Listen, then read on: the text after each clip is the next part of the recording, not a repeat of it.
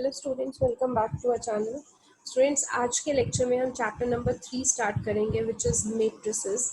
Matrices chapter बहुत ही आसान and बहुत ही स्कोरिंग चैप्टर है एंड इस साल तो और भी आसान है बिकॉज जो इस चैप्टर में सबसे मुश्किल पोर्शन था वो अभी तक डिलीट हो चुका है। So very very scoring chapter. आप बहुत अच्छे से इसको कर सकते हैं। इस चैप्टर में से 1 मार्क 2 मार्क मतलब MCQs आपको काफ़ी सारे आते हैं एंड 4 मार्क के क्वेश्चंस भी आते हैं, which is very very simple to solve. So chapter पढ़ते हैं। सो मैट्रिसेस चैप्टर बेसिकली आज तक कभी भी आपने मैट्रिसेस किया नहीं है, आपको नहीं पता कि मैट्रिसेस होता क्या है। सो मैट्रिक्स बेसिकली होता क्या है? It is a rectangular arrangement of information in the form of rose and columns. मतलब जो भी आपने इंफॉर्मेशन अभी तक देनी है हम उसको स्टेटमेंट्स की फॉर्म में लिखते हैं, इक्वेशंस की फॉर्म में लिखते हैं। सो मैट्रिसेस उसी एक इंफॉर्मेशन को एक रेक्टेंगुलर अरेंजमेंट में लिख देती है। रेक्टेंगुलर अरेंजमेंट में कुछ रोज होती हैं एंड कुछ कॉलम्स होते हैं। जैसे आपको ए कोई मैट्रिक्स का नाम है जो आपने दे दिया, आपको कॉस्ट प्राइस बतानी है। सो कॉस्ट प्राइस अगर आपको किसी मैट्रिक्स की बतानी है तो यानी कि जैसे हमारे पास कौन सी आइटम्स हैं, हमारे पास पेन है, पेन की कॉस्ट प्राइस जो है वो ₹50 है, पेंसिल की कॉस्ट प्राइस जो है वो ₹30। ठीक है। सो हमने एक इंफॉर्मेशन दे दी कि पेन की कॉस्ट प्राइस ₹50 है, पेंसिल की कॉस्ट प्राइस ₹30 है। हमने वो इंफॉर्मेशन रोज एंड कॉलम्स के बेसिस पे दी। जो आप हॉरिजॉन्टल जाते हो ऐसे लंबे में, that are called as rows. ऐसे आप जाते हो vertically, those are known as columns. तो आपने रोज एंड कॉलम्स के बारे में एक इंफॉर्मेशन दे दी। अब जब भी मैट्रिसेस लिखते हैं, देखिए जो भी हमारा ये जैसे हमारे पास एक ही रो है इस मैट्रिक्स में, ठीक है, ये मैंने ब्रैकेट डाली है, ये ब्रैकेट मतलब ये मेरा मैट्रिक्स है, एक रेक्टेंगुलर अरेंजमेंट है। इस मैट्रिक्स में मेरे पास एक ही रो है ₹50 एंड ₹30 एंड जो कॉलम है वो कितने हैं मेरे पास? एक कॉलम ये हुआ, एक कॉलम ये हुआ, 2 कॉलम्स हुए। सो जब भी मैं मैट्रिक्स का ऑर्डर लिखना चाहती हूँ तो मैट्रिक्स के बेस पे मैं ऑर्डर लिख सकती हूँ। कैसे? रोज इनटू कॉलम्स करके, यानी कि 1 इंटू 2, क्योंकि यहाँ पे रो 1 थी और कॉलम कितने हैं? 1 2। ठीक है। सो 1 इंटू 2, रो इंटू कॉलम। इसीलिए कभी भी मैट्रिक्स का ऑर्डर बताना हो तो हम रोज इंटू कॉलम की फॉर्म में लिखते हैं, यानी 1 क्रॉस 2। ठीक है। कभी मैट्रिक्स में एलिमेंट्स निकालने हो तो एलिमेंट्स भी हम रोज इनटू कॉलम्स की फॉर्म में लिखते हैं। देखिए इस मैट्रिक्स में कितने एलिमेंट है? 2 ही एलिमेंट है, 50 इंटू 30, यानी कि 2 ही एलिमेंट। देखो हम 1 इंटू 2 करेंगे तो आंसर 2 ही आएगा, 2 ही हमारे पास एलिमेंट्स है। ठीक है। अब कोई भी मैट्रिक्स लिखना है तो देखो उसका एक पैटर्न होता है, एक फॉर्म होता है, वो हम कैसे करेंगे। हमने सबसे पहले ये स्क्वायर ब्रैकेट्स लगाते हैं कि इसके अंदर हमारा मैट्रिक्स है। अब यहाँ पे जो हम एलिमेंट्स लिख रहे हैं, देखो ये पूरी की पूरी मेरी फर्स्ट रो है, ये हमारी सेकंड रो है, ये हमारी थर्ड रो है। हॉरिजॉन्टल आर दी रोज। जिन बच्चों को कंफ्यूजन होती है रोज एंड कॉलम्स में, उनको मैट्रिक्स में बहुत प्रॉब्लम आएगी। सो रोज एंड कॉलम्स पहले आपको समझ में आने चाहिए। ये आपकी फर्स्ट रो, ये आपकी सेकंड रो, ये आपकी थर्ड रो। कॉलम की बात करूं तो this is your first column, this is your second column, this is your third column. ठीक है। अब देखो अगर मैं फर्स्ट एलिमेंट को मैट्रिक्स के आइडेंटिफाई करना चाहती हूँ तो मैंने A11 लिखा। 11 मतलब पहला 1 स्टैंड फॉर रो एंड दूसरा 1 stand for column. So first row first column. यहाँ पे सेकंड को मैंने लिखा A12, तो देखो फर्स्ट रो का ये सेकंड कॉलम में एलिमेंट आ रहा है, फर्स्ट रो में और सेकंड कॉलम में ये एलिमेंट आ रहा है। A13 मतलब फर्स्ट रो में थर्ड कॉलम में ये एलिमेंट आ रहा है। ऐसे ही इसका ऑर्डर क्या होगा? A21, यानी सेकंड रो। ऑर्डर लिखते हैं ना तो पहले रो लिखते हैं, ये सेकंड रो है और कॉलम क्या है इसमें? अगर कॉलम लिखेंगे तो क्या है? 1। ऐसे ही A22, यहाँ पे देखिए सेकंड रो चल रही है, पहले रो बताएंगे सेकंड, फिर कॉलम कौन सा चल रहा है? वो भी सेकंड चल रहा है। अगर मैं इसके बारे में बताना चाहती हूँ तो ये रो कौन सी है? देखिए सेकंड, और कॉलम कौन सा चल रहा है? थर्ड। इसीलिए मैंने इसको लिखा A23, रो इंटू कॉलम। अगर मैं इसके बारे में बताना चाहती हूँ तो थर्ड रो चल रही है एंड फर्स्ट कॉलम चल रहा है, सो A31। यहाँ पे इसके बारे में बताना चाहें तो थर्ड रो चल रही है, सेकंड कॉलम चल रहा है, इसीलिए A32। इसके बारे में बताना चाहें तो थर्ड रो चल रही है और थर्ड कॉलम चल रहा है, इसीलिए A33। यानी AIJ का फॉर्मेट होता है, I stands for row, J stands for column. पहला वाला नंबर जो होता है वो आपका रो बताता है, सेकेंड वाला नंबर जो होता है वो आपका कॉलम बताता है। अब कुछ तरीके के मैट्रिसेस होते हैं हमारे पास, वो मैट्रिसेस हम देख लेते हैं कैसे होते हैं। पहला form is row matrix. Row matrix हमारे पास होता है, यानी अगर मैंने कोई मैट्रिक्स बी नाम का ले लिया, यहाँ पे मैंने एलिमेंट्स लिख दिए 5 7 8। अब इस मैट्रिक्स का अगर मैं ऑर्डर लिखना चाहूँ तो ऑर्डर क्या होता है, रो इनटू कॉलम में होता है। तो पहले इसमें रोज देखिए कितनी है, रो तो एक ही चल रही है तो एक लिखा, कॉलम कितने हैं 1 2 3, 3 कॉलम्स है इसलिए हमने इंटू 3 लिखा। सो बेसिकली इस मैट्रिक्स में एक ही रो है, यानी कि जो रो है वो एक ही चल रही है। So it is a row matrix जिसका ऑर्डर क्या रहेगा 1 इंटू 3। अब कॉलम मैट्रिक्स की अगर हम बात करें तो कॉलम मैट्रिक्स मतलब एक ही कॉलम चल रहा है आपके पास, सिंगल कॉलम, ठीक है। जहाँ पे सिंगल रो चल रही थी वो रो मैट्रिक्स, जहाँ पे सिंगल कॉलम चल रहा है वो कॉलम मैट्रिक्स। अब इसका ऑर्डर क्या होगा, पहले रोज लिखते हैं। देखो रोज तो इसमें 3 हुई ना, 1 2 3, ये 3 रोज हुई, कॉलम क्या हुआ वो एक ही है, इसलिए 3 क्रॉस 1। ऐसे ही हमारा एक डायगोनल मैट्रिक्स होता है। डायगोनल मैट्रिक्स मतलब ये जो डायगोनल एलिमेंट है, देखो 5 15 50, ये सिर्फ डायगोनल एलिमेंट ही लिखे हुए हैं, इनके अलावा जो एलिमेंट बचते हैं वो सब क्या है, जीरो। सो ऐसे मैट्रिक्स को आप क्या बोलते हो, डायगोनल मैट्रिक्स। स्केलर मैट्रिक्स की बात करते हैं। स्केलर मैट्रिक्स मतलब आपके पास एक ही टर्म चल रही है, जैसे मैंने यहाँ पे बोला 5 5 5, एक ही टर्म चल रही है आपके पास, 1 1 1, एक ही कांस्टेंट फिक्स चल रहा है और वो भी डायगोनल फॉर्म में, बाकी सब आपके पास जीरो है। यहाँ पे डायगोनल और स्केलर में एक ही फर्क है, यहाँ पे देखिए डायगोनल में एलिमेंट्स डिफरेंट है, यहाँ पे स्केलर में जो एलिमेंट्स हैं वो सेम है। सो एक ही डायगोनल पे आपके एलिमेंट्स रहेंगे, बस सेम एलिमेंट्स रहेंगे, उसको हम स्केलर मैट्रिक्स बोलते हैं। आइडेंटिटी मैट्रिक्स, आइडेंटिटी का मतलब होता है 1, यानी अगर आपके मैट्रिक्स में डायगोनल एलिमेंट्स 1 है और बाकी सब कुछ 0 है तो आप उसको क्या बोलोगे, आइडेंटिटी मैट्रिक्स। और एक होता है जीरो मैट्रिक्स, मतलब आपके मैट्रिक्स में सारे के सारे एलिमेंट्स 0 है तो आप उसको बोलोगे जीरो मैट्रिक्स, ठीक है। अब इसी के बेसिस पे एक्सरसाइज 3.1 स्टार्ट करते हैं। अब 3.1 में देखिए आपको बोला है in the matrix A is equal to, ये आपको मैट्रिक्स दे दिया, आपको बताना है क्या, ऑर्डर ऑफ द मैट्रिक्स। पहले तो इस मैट्रिक्स का ऑर्डर क्या है। देखो ऑर्डर हमेशा क्या लिखते हैं, रोज एंड कॉलम्स में, रो इनटू कॉलम। तो पहले रोज देख लेते हैं, देखो 1 2 3, 3 रोज है, यानी कि रो आई हमारी 3। कॉलम कितने हैं 1 2 3 4। सो ये हमारे पास कॉलम कितने हैं 4, यानी ऑर्डर ऑफ द मैट्रिक्स हमारे पास क्या आ गया 3 इंटू 4। अब बताना था आपके पास नंबर ऑफ एलिमेंट्स, मैंने आपको नंबर ऑफ एलिमेंट्स भी बताया था कि वो भी रो इंटू कॉलम ही करके आएंगे, यानी कि रो इंटू कॉलम 3 था तो 3 इंटू 4 करके ये 12 आपके पास एलिमेंट्स आ गए। तो पूरे काउंट भी कर लो, आपके पास 12 एलिमेंट्स हो गए। अब आपको इन एलिमेंट्स के नाम बताने, A13, A13 का मतलब है फर्स्ट रो थर्ड कॉलम। सो ये रही फर्स्ट रो, और फर्स्ट रो में थर्ड कॉलम में कौन सा है 19, यानी कि 19। अब A21 यानी सेकेंड रो फर्स्ट कॉलम, पहले वाला नंबर रो एंड सेकेंड वाला कॉलम।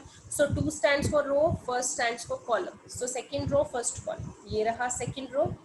इसमें फर्स्ट कॉलम में कौन सा नंबर आ रहा है 35, यहाँ पे 35। A33 यानी कि थर्ड रो थर्ड कॉलम, -5 आपके पास आ गया।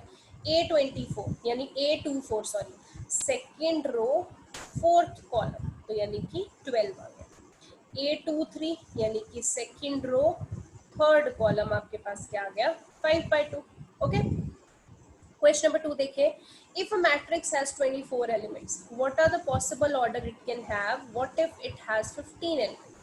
अगर एक मैट्रिक्स में 24 एलिमेंट्स है तो ऑर्डर क्या क्या हो सकता है उस एलिमेंट का। देखो सबसे पहले 1 से स्टार्ट करते हैं, रो इनटू कॉलम में ऑर्डर आते हैं ना, तो 1 इंटू 24 ये हो सकता है। अब अगर मैं 2 लेती हूँ तो 2 इंटू 24 तो नहीं कर सकती, टोटल 24 एलिमेंट ही बनाने हैं, सो 2 इंटू 12 24। 3 के साथ लिखूंगी तो 3 8 24, 4 के साथ लिखूंगी तो 4 6 24। ऐसे ही अगर मैं उल्टा भी लिखना चाहती हूँ, क्योंकि अगर मैं 5 के साथ लिखती हूँ तो 5 6 30 बन जाता है, तो 24 तो एलिमेंट नहीं बनेंगे, वो नहीं लिखना। अब इसी का उल्टा आप कर दो, 24 इंटू 1 12 इंटू 2 8 इंटू 3 6 इंटू 4, तो ये पॉसिबल ऑर्डर हो सकते हैं। अगर किसी में 13 एलिमेंट है तो 13 एलिमेंट के लिए ऑर्डर क्या हो सकते हैं 1 इंटू 13। अगर मैं 2 इंटू 13 करती हूँ तो वो तो 26 बन जाएगा, तो 13 एलिमेंट नहीं हो सकते। सो 1 इंटू 13 हो सकता है, या फिर उसका उल्टा 13 इंटू 1 हो सकता है। Okay, now third question is, if a matrix has 18 elements, what are the possible order it can have? What if it has 5 elements? अगर एक मैट्रिक्स के 18 एलिमेंट है तो ऑर्डर क्या हो सकते हैं? शुरू कर देते हैं 1 से। 1 इंटू 18, 2 को किससे मल्टीप्लाई करें कि 18 आए? 9 से। 3 को करें 6 से। अगर मैं 4 को करना चाहती हूँ तो 18 तो बनेगा नहीं, तो यहीं तक रुक जाते हैं और इसी के उल्टे लिख देते हैं, 18 इंटू 1, 9 इंटू 2, 6 इंटू 3। तो ये पॉसिबल ऑर्डर हो सकते हैं। एंड अगर आपको बोला है 5 एलिमेंट हो तो क्या ऑर्डर हो सकते हैं? 5 एलिमेंट। देखो 1 को पहले 5 से करेंगे, 5 एलिमेंट बन गए। अगर मैं 2 को 5 से करती हूँ तो 10 एलिमेंट बन जाएंगे, तो वो नहीं मैं लिख सकती, यानी 1 से ऊपर मैं नंबर ले ही नहीं सकती। तो इसका एक और क्या ऑर्डर बन सकता है? उसी का उल्टा, 1 इंटू 5 या 5 इंटू 1। आंसर तो 5 ही आने वाला है। ठीक है, ये सब 1 मार्क के क्वेश्चन है। Construct 2 by 2 matrix A is equal to, matrix का नाम भी दिया हुआ है ए, एंड अंदर ए आई जे की फॉर्म में आएगा, जिसके एलिमेंट्स आपको इस फॉर्म में लिखने हैं। अब देखो 2 बाई 2 का मैट्रिक्स का मतलब है 2 रोज 2 कॉलम। तो पहले हमने ए मैट्रिक्स बनाया जिसमें 2 रोज बना दी हमने और 2 कॉलम्स बना दी। ठीक है, अब इनके एलिमेंट्स के नाम लिखते हैं। देखो फर्स्ट एलिमेंट को क्या लिखेंगे? ये कौन सा एलिमेंट है? फर्स्ट रो का फर्स्ट कॉलम में एलिमेंट आ रहा है, तो A11। इसको क्या लिखेंगे? फर्स्ट रो में सेकंड कॉलम पे आ रहा है, A12। इसको क्या लिखेंगे? फर्स्ट रो में, सॉरी सेकंड रो में फर्स्ट कॉलम में आ रहा है। A22 क्या लिखेंगे? सेकंड रो में सेकंड कॉलम पे आ रहा है। ठीक है, अब जो भी मेरे को निकालना है, जैसे अगर मुझे A11 निकालना है, यानी फॉर्मूला क्या होता है? ए आई जे हो रहा है ना मेरा, तो ए आई जे मतलब आई की वैल्यू भी 1, जे की वैल्यू भी 1। तो अगर मुझे A11 निकालना है तो मुझे इस फॉर्मूला में डाल के निकालना पड़ेगा। तो A11 मतलब आई और जे दोनों 1, तो क्या करेंगे? 1 प्लस 1 का स्क्वायर बाय 2 क्या जाएगा? 2। अगर मुझे A12 निकालना है तो A12 मतलब 1 प्लस 2 का स्क्वायर बाय 2, क्योंकि मुझे इसी फॉर्मूला में इम्प्लीमेंट करना है, आई की वैल्यू जो रो है, जे की वैल्यू जो कॉलम है। ऐसे ही अगर मुझे ये 2 1 निकालना है तो यहाँ पे आई की वैल्यू 2 और जे की वैल्यू 1, तो यहाँ पे पुट करेंगे तो आपके पास 9/2 आ जाएगा। अगर मुझे ये 2 2 निकालना है तो आई की वैल्यू 2, जे की वैल्यू 2, तो यहाँ पे पुट करूंगी तो क्या आ जाएगा? 8। तो मैट्रिक्स आपके पास क्या आ रहा है? ए की वैल्यू ये। ठीक है, आपने सिर्फ एलिमेंट्स डाल देने। देखो इन सब के आंसर्स आपने यहाँ पे डाल देने। A11 की जगह 2, A21 की जगह 9/2, A12 की जगह 9/2, A22 की जगह 8। ओके, नाउ सेकेंड पार्ट आपको दिया हुआ है ए आई जे, और इसको आई अपॉन जे की फॉर्म में लिखना है। तो वही बनाना तो 2 × 2 मैट्रिक्स है ना, यानी कि यही आपको एलिमेंट बनाने हैं। सो कैसे लिखेंगे? अगर मुझे A11 निकालना है, सो आई भी 1, जे भी 1, 1/1 ऐसे ही सेकेंड एलिमेंट A12 1/2 ये आ जाएगा। Third element A21 2 divided by 1 2। Fourth element A22 2 divided by 2 1। तो यहाँ पे मैट्रिक्स का आ जाएगा, यहाँ पे फर्स्ट एलिमेंट, यहाँ पे सेकंड, यहाँ पे सेकंड रो का फर्स्ट एलिमेंट, सेकंड रो का सेकंड एलिमेंट। ठीक है, ऐसे ही आप देखो थर्ड पार्ट कर सकते हो। अब आपको इस फॉर्मूला में डाल के निकालना है। यहाँ पे अगर मुझे A11 निकालना है, आई की जगह 1, जे की जगह 1, ये आंसर आ गया। अगर मुझे A12 निकालना है, आई की जगह 1, जे की जगह 2, पुट करेंगे ये आंसर आ जाएगा। अगर मुझे A21 निकालना है, आई की जगह 2, जे की जगह 1, पुट करेंगे आंसर आ जाएगा। अगर A22 निकालना है, आई की जगह 2, जे की जगह 2, तो आपके पास ये आंसर आ जाएगा। एंड फिर आपने वैल्यूज डाल देनी है। बनाना तीनों पार्ट में 2/2 का मैट्रिक्स ये, यानी 2 रोज 2 कॉलम्स ही बनाने हैं। एंड आपका जो फॉर्मेट रहेगा वो यही वाला फॉर्मेट रहेगा, यानी तीनों पार्ट में आपने ये निकालना है। ठीक है, बहुत ही आसान है ये क्वेश्चंस, कुछ भी मुश्किल नहीं है इनमें। क्वेश्चन नंबर 5 देखिए, construct 3/4 matrix whose elements are given by. अब 3/4 का बनाना है। 3/4 समझ रहे हो? 3 रोज और 4 कॉलम। तो कैसे बनेगा? देखो ये 3 रोज बना दी, 4 कॉलम्स बना दी। अब एलिमेंट्स देख रहे हो कैसे लिख रहे हैं? फर्स्ट रो के एलिमेंट्स क्या लिखेंगे? रो एक ही रह रही है, तो इसीलिए A1 A1 A1 A1 चल रहा है, और कॉलम चेंज हो रहा है। तो A11 A12 A13 A14, यानी first column, second column, third column, fourth column. ऐसे जब मैं सेकेंड रो लिख रही हूँ तो सब 2 2 2 चल रहे हैं, क्योंकि रो लिखते हैं पहले और नंबर बाद में चेंज हो रहे हैं, A21 A22 A23 A24, क्योंकि कॉलम बदल रहे हैं। ऐसे थर्ड रो के लिए 3 रहेगा, A3 3 1 3 2 3 3 3 4। अब क्योंकि कॉलम बदल रहे हैं इसीलिए सेकेंड नंबर बदल रहा है। ठीक है, समझ रहे हो? अब आपको इसके लिए निकालना, देखो अगर मुझे A11 निकालना है क्या करूंगी, ये मेरा फॉर्मूला है, तो I और J दोनों की तरफ क्या डालना है, I की वैल्यू 1 J की वैल्यू 1 यहाँ पे डालेंगे। अब ध्यान रखना यहाँ पे मॉड्यूलस है, मॉड्यूलस के अंदर जो भी आएगा वो पॉजिटिव हो जाएगा, तो यहाँ पे 1 लिखना है। तो A12 डालेंगे तो यानी कि यहाँ पे I की जगह 1 और J की जगह 2 यहाँ पे डाला, तो देखो -3 + 2 -1 हुआ ना, बट -1 मॉड में है इसीलिए +1/2 आ गया। ऐसे ये 1 3, ऐसे मतलब ये सारे के सारे एलिमेंट्स ये आपने इसमें डाल के, इस फॉर्मूला में डाल के आपने निकाल देने। ठीक है, आई की वैल्यू मतलब जो रो की वैल्यू है, जे की वैल्यू मतलब जो कॉलम की वैल्यू है। जब आपने सारे एलिमेंट्स डाल के निकाल दिए तो आप उसको उसमें लिख दो फॉर्मेट में, सबकी जगह। ये फॉर्मेट था ना आपके पास, ये बनाना था 3 रोज और 4 कॉलम, तो सबकी यहाँ पे वैल्यूज डाल के लिख दो, सिंपल। ठीक है ना, सेकेंड पार्ट भी देखिए आपका ऐसे ही है, 3/4 ही बनाना है, बस अब फॉर्मूला ये है। अब इस फॉर्मूला में वैल्यू डाल डाल के आपने 3 रोज एंड 4 कॉलम्स निकालनी है। तो आपने देखो यहाँ पे 1 1 डाला, 1 2 डाला, तो यहाँ पे आई की जगह 1 जे की जगह 1, 1 2 डालना है तो आई की जगह 1 जे की जगह 2, ऐसे 1 3 डालना है तो आई की जगह 1 और जे की जगह 3। आपने वैल्यूज डाल डाल के निकाल दी। जब ये हो गया तो आपने 3/4 का मैट्रिक्स बना दिया। ऑर्डर वैसे लिखना, देखो 1 1 1 2 1 3 1 4, ये सारी क्या हो गई, फर्स्ट रोज आपकी बन गई। ऐसे 2 वाले सारे आपकी सेकेंड रो बन गई, 3 वाले सारे आपकी थर्ड रो बन गई। ठीक है, क्वेश्चन नंबर 6 देखिए, find the values of x y z from the following equation. यहाँ पे देखो ये भी एक मैट्रिक्स है, ये भी एक मैट्रिक्स है और दोनों को इक्वल टू बोला है। इक्वल टू का मतलब कि दोनों के कॉरस्पॉन्डिंग एंगल्स सॉरी एलिमेंट्स जो है वो बराबर होंगे, यानी कि अगर इसका ये फर्स्ट एलिमेंट है तो इसके बराबर होगा, इसका सेकंड एलिमेंट इसके बराबर, इसका सेकंड रो का फर्स्ट एलिमेंट सेकंड रो के फर्स्ट एलिमेंट के बराबर, इसका सेकंड रो का सेकंड एलिमेंट उसके बराबर। तो आप देख सकते हैं यहाँ पे 4 किसके बराबर होगा, y के, तो y की वैल्यू 4 आ गई। यहाँ x किसके बराबर होगा 1 के, तो x की वैल्यू 1 आ गई। यहाँ पे 3 किसके बराबर होगा z के, तो z की वैल्यू 3 आ गई। लास्ट तो आपका 5 = 5 चल गया।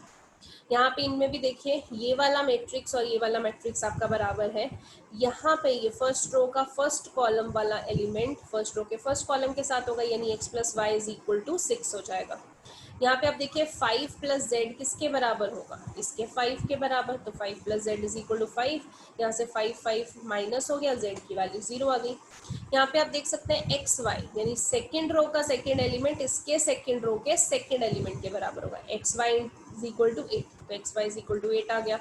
अब यहाँ से देखो ये तो 0 तो निकल गया z, ये दोनों इक्वेशन आपकी एज इट इज है। तो यहाँ से मैंने y की वैल्यू निकाली 8/x, ये y की वैल्यू यहाँ पे डाल दी 8/x।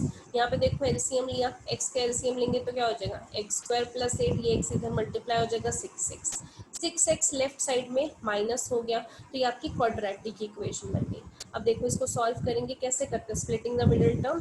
8 के फैक्टर्स क्या होते हैं, 2 और 4 की 6 आ जाए, 2 4 = 8 एंड 4 -4x -2x -6x बन जाएगा।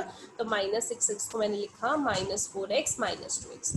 आप इन दोनों में से देखो x कॉमन ले सकते हो, तो यहाँ पे आपके पास क्या बचेगा, x - 4, ये माइनस बाहर ले लिया। इन दोनों में से आप 2 कॉमन ले सकते हो, तो अंदर क्या बचेगा, x - 4। दोनों की ब्रैकेट x - 4 एक जैसी और x - 2 आपने यहाँ पे लिख दिया। तो एक बार x - 2 = 0 करोगे तो x की वैल्यू 2, एक बार x - 4 = 0 करोगे तो x की वैल्यू 4, यानी x की वैल्यू या तो 2 आई है या फिर x की वैल्यू 4 आई है। तो अगर x की वैल्यू 2 आई है तो यहाँ पे देखो x की जगह 2 डाल दो, तो 8/2 क्या हो जाएगा, 4, तो y की वैल्यू क्या आ जाएगी, 4। बट अगर x की वैल्यू 4 आई है तो यहाँ पे 4 डालो, 8/4, तो y की वैल्यू क्या आ जाएगी, 2, और z तो हमारा 0 की है। ठीक है, थर्ड पार्ट देखिए। अब यहाँ पे भी दो मैट्रिक्स बराबर हैं, तो इसका फर्स्ट एलिमेंट इसके बराबर, तो x + y + z = 9। इसका सेकेंड एलिमेंट इसके सेकेंड एलिमेंट के बराबर, x + z = 5, तो यहाँ पे x + z = 5। तो यहाँ पे इसका y plus z is equal to 7 आएगा, तो y plus z is equal to 7। ठीक है, अब यहाँ पे देखो हमने एक चीज़ की कि आपके पास x plus y plus z 9 था और y प्लस जेड की वैल्यू कितनी दे रखी है 7, तो यहाँ पे हमने y प्लस जेड की जगह क्या डाल दिया 7, तो x की वैल्यू क्या होगी 9 माइनस 7 2। अब यही x की वैल्यू देखो x प्लस जेड 5 था, तो यहाँ पे x की जगह मैंने क्या डाल दिया ये 2, 2 plus z is equal to 5, z की वैल्यू 3 आ गई। यहीं पे y प्लस जेड 7 था, तो y प्लस जेड की जगह हमने 3 डाल दिया जो निकाला था, तो y की वैल्यू 4। सिर्फ आपने उन एलिमेंट्स को बराबर करना है। 7th क्वेश्चन देखिए, find the value of a b c d from the equation. अब यहाँ पे ये वाला मैट्रिक्स और ये वाला मैट्रिक्स आपस में बराबर है, तो आप देख सकते हो इसका फर्स्ट एलिमेंट इसके फर्स्ट एलिमेंट के साथ बराबर होगा, तो a minus b is equal to -1, एक इक्वेशन बन गई। देन इसका सेकेंड रो का फर्स्ट एलिमेंट इसके सेकेंड रो के फर्स्ट एलिमेंट के बराबर होगा, यानी 2 minus a minus b is equal to 0, तो 2a minus b is equal to 0। तो यहाँ पे माइनस बी प्लस बी देखो कैंसिल हो गया, a माइनस 2a, माइनस ए हम साइन चेंज करते होते हैं ना नीचे, तो a minus A 2a minus A, -1 minus 0, -1 ही होगा, दोनों के माइनस कैंसिल, a की वैल्यू 1। अब आगे चलते हैं, देखो आपके पास यहाँ पे a की वैल्यू 1 आ गई, तो मैं इन दोनों में से किसी भी इक्वेशन में a की वैल्यू 1 डाल के b निकाल सकती हूँ। तो मैंने फर्स्ट इक्वेशन में डाल दिया यहाँ पे a की जगह 1, तो यहाँ से b क्या आ गया मेरे पास 2। अब और भी निकाल सकते हैं, देखो इस फर्स्ट रो का सेकेंड एलिमेंट यहाँ पे फर्स्ट रो के सेकेंड एलिमेंट के बराबर 2a प्लस सी 5 के बराबर, तो 2a प्लस सी 5 के बराबर। अब a की वैल्यू तो देखो हमें पता क्या है 1, तो a की जगह 1 डाला, 2 इंटू 1 2, तो c की वैल्यू क्या आ गई 3। अब c भी निकल गया, d निकाल लेते हैं, ये 3c प्लस डी किसके बराबर होगा 13 के, तो 3c plus d is equal to 13, c की वैल्यू 3 डाल दी, तो यहाँ पे d की वैल्यू क्या हो गई 4। ओके, तो इस तरीके से निकाल सकते हैं। क्वेश्चन नंबर 8 देखिए, ए आपके पास मैट्रिक्स दिया हुआ है और बोला है ये स्क्वायर मैट्रिक्स। स्क्वायर मैट्रिक्स समझते हो, जब आपके पास रोज एंड कॉलम्स बराबर हो जाते हैं तो उसको हम स्क्वायर मैट्रिक्स बोलते हैं। जैसे 3 क्रॉस 3, रोज भी 3 कॉलम भी 3, 2 क्रॉस 2, रोज भी 2 कॉलम भी 2, तो स्क्वायर मैट्रिक्स बोलते हैं।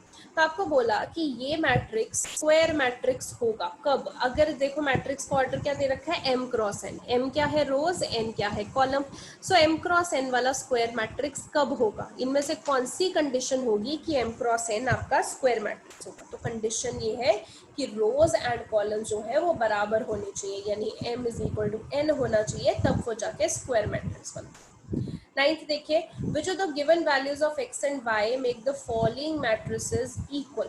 ये मैट्रिक्स और ये मैट्रिक्स इक्वल होगा, ये आपको बताना है कैसे।